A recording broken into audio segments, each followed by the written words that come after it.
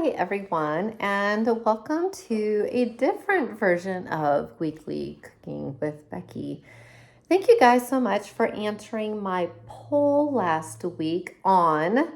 Um, I asked some different questions, and the question that was the winning one was, what are my top 5 recipes that I have done in my couple of years that I've been doing these YouTubes?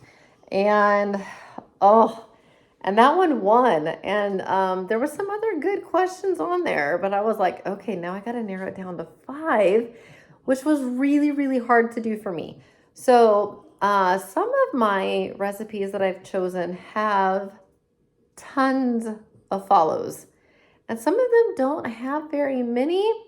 Hopefully, we'll change that today because they are legit amazing recipes, and I think you guys are all going to be better off for them. So I'm going to mix a little bit of some savory goodness with some sweets. And so no particular order. These are just my top 5. And yeah, let's get started. So coming in at number 5, there should be a link up here, as well as I will also link it below in where you see more. Click on it. All 5 will be down below as well. The keto banana bread Starbucks copycat. Oh my goodness. Oh my goodness. It is so good. It is so moist and fluffy. I have made that one a couple of times. It's just such a quick and easy make, and I swear to you guys, you are going to love it. I have no idea why my camera just did that. I feel like I need to adjust here. But it is literally a great recipe. So that is going to be my number 5. And here's the best part. It doesn't even use bananas, but you will need banana extract. So having said that, great recipe. All right, now for a switch over into a savory, coming in at number 4, right up here for you guys, is my Instant Pot low carb taco soup. Guys, we make this one at least monthly, if not more than once a month. It's like my daughter's favorite soup. Absolute favorite soup of all time.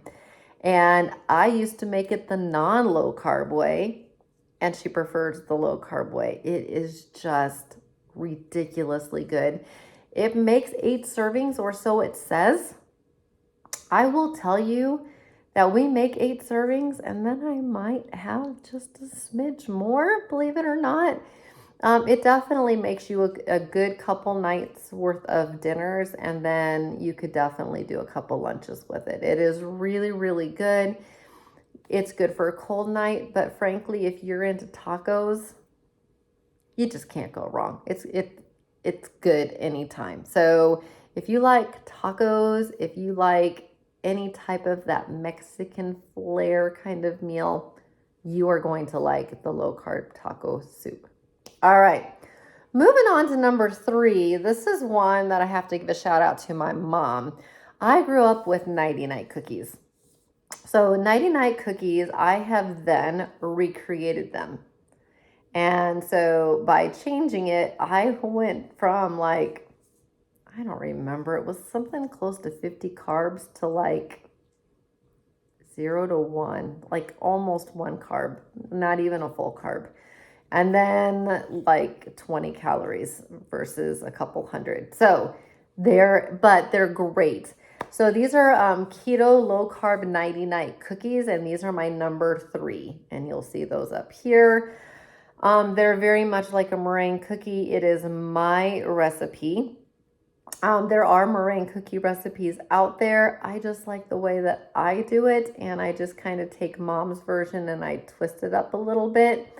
However, days gone by, we no longer want to put raw egg and stick it in an oven and just turn it off and let it sit for the night. which will give you a perfectly white cookie. We don't make eggs and take care of eggs the way that we used to, so there is a low heat cook option. It does not take long, and I promise you it tastes exactly the same. Exactly the same.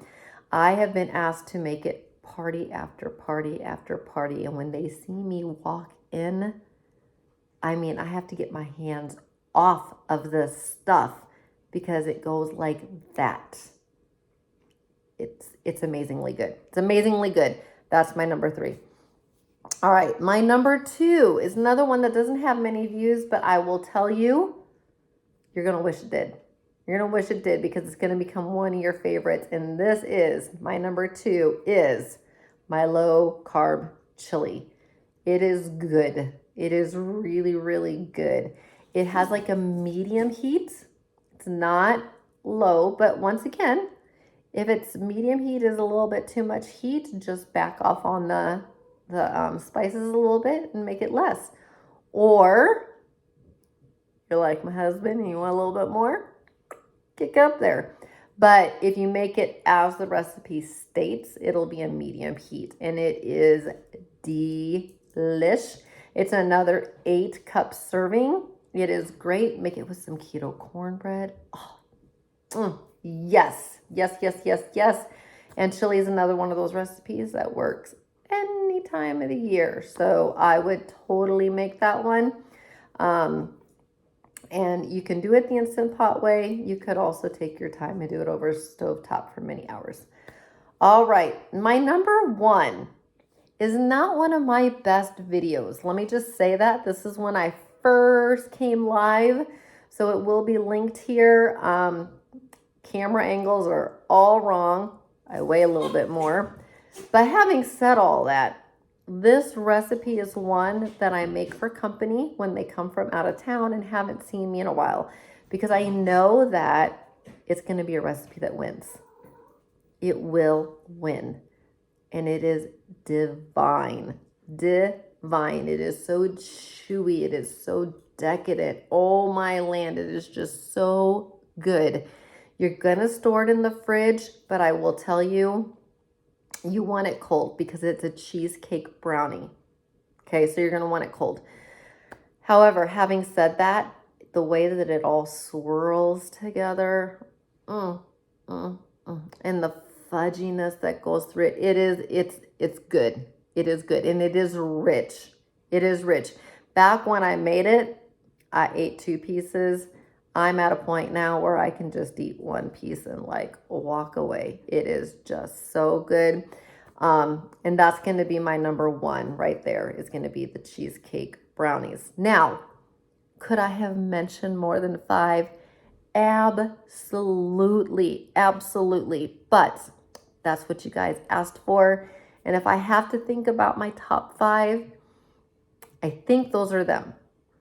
Having said that, be ready for another recipe next week. All right, until then, I'll see you next time.